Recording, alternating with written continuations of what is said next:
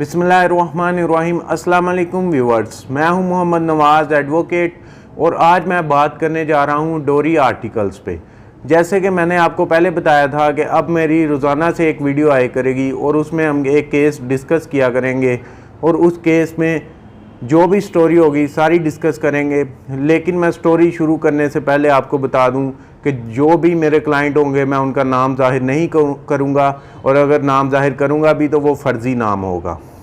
तो चलिए, आज हमारा टॉपिक है डोरी आर्टिकल्स के ऊपर। डोरी आर्टिकल्स कहते हैं जो भी हमारा जहेज़ होता है लड़की का, वो अगर डिवोर्स के बाद लड़के वाले वापस ना करें तो उसके लिए हम कोर्ट में जाते हैं और कोर्ट में जाके हम एक दावा दायर करते हैं डोरी आर्टिकल्स का और अपने जो है समान जहेज़ का वापसी का मुतालबा करते हैं, जिसमें कोर्ट दूसरी पार्टी को यानी कि लड़के वालों को, लड़के को नोटिस जारी करती है और नोटिस जारी करने के बाद अगर लड़का पेश हो जाता है तो ठीक है, अगर नहीं होता तो एक्स पार्टी प्रोसीडिंग।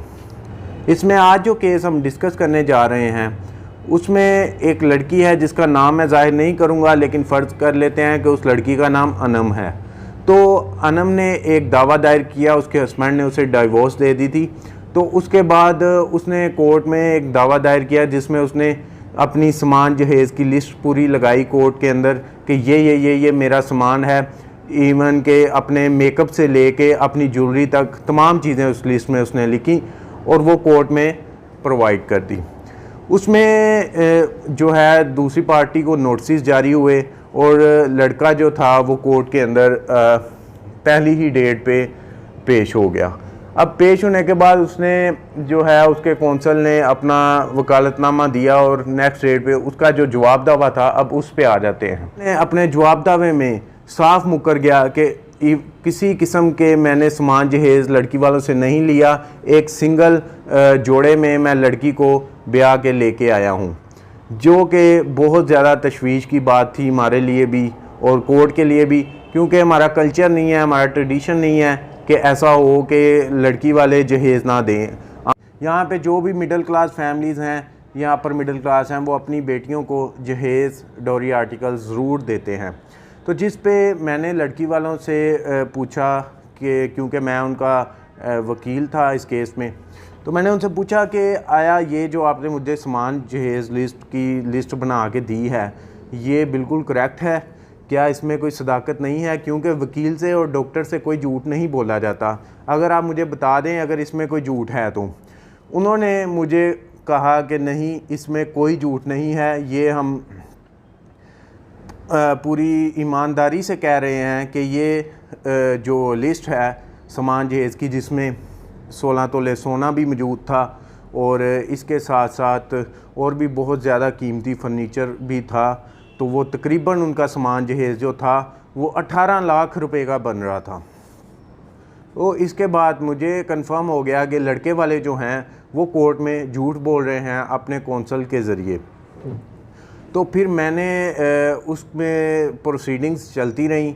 जब उसमें एविडेंस का टाइम आया तो एविडेंस में अपने जो मैंने गवाहों की लिस्ट दी थी उसमें जो जूलर था उसकी भी मैंने एविडेंस करवाई, उसके साथ साथ फर्नीचर वाले की भी करवाई और इसके साथ साथ जिससे उन्होंने अपनी फ्रिज, रेफ्रिजरेटर और एसी वगैरह ख़रीदा था उनकी भी, उस बंदे की भी जो है एविडेंस कोर्ट में करवाई। और उसके साथ जो रसीदें उन्हें उस वक़्त में जारी की गई थी वो रसीदें जो थी लड़की के पास मौजूद थी वो भी जो है कोर्ट में दी गई और लड़की की और उसके भाइयों की एविडेंस भी करवाई गई कि ये सब चीज़ें और ये सब बंदे बिल्कुल सच कह रहे हैं।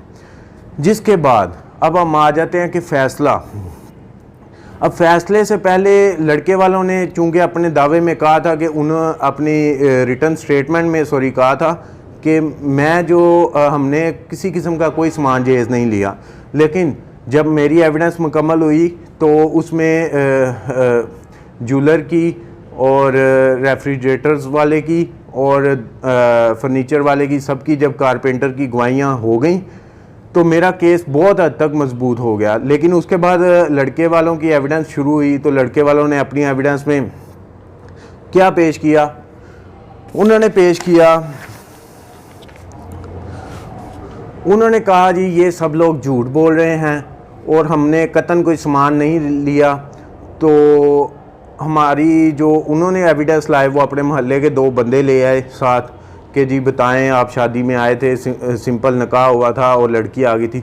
उन्होंने इसी तरह से ही झूठ बोला जिन पे मैंने जिरा की और उनमें से एक गवाह को मैंने झूठा साबित किया कोर्ट के अंदर।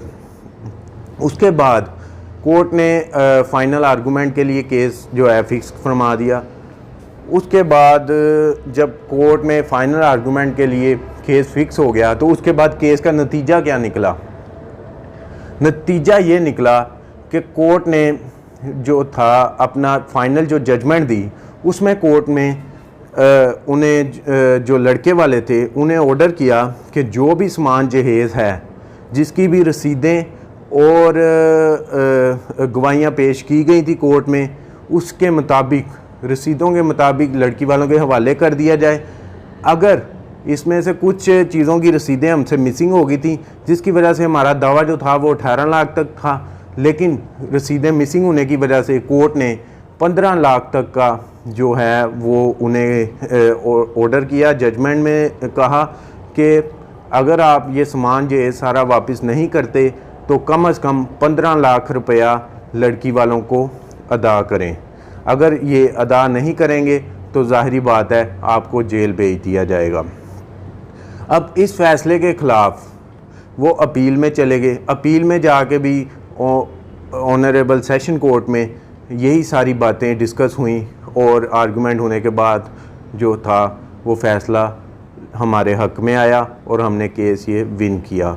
इसके बाद लड़के वालों ने 15 लाख रुपया लड़की को अदा किया, कोर्ट के ज़रिए ही अदा किया गया वो पैसे, और जो था ये केस का इख्तिताम हुआ। तो मेरी दोस्तों से आप सबसे रिक्वेस्ट है कि इस तरह की मज़ीद स्टोरीज़ जानने के लिए हमारे चैनल को देखते रहें। खुश रहें, आबाद रहें। अल्लाह हाफ़िज़।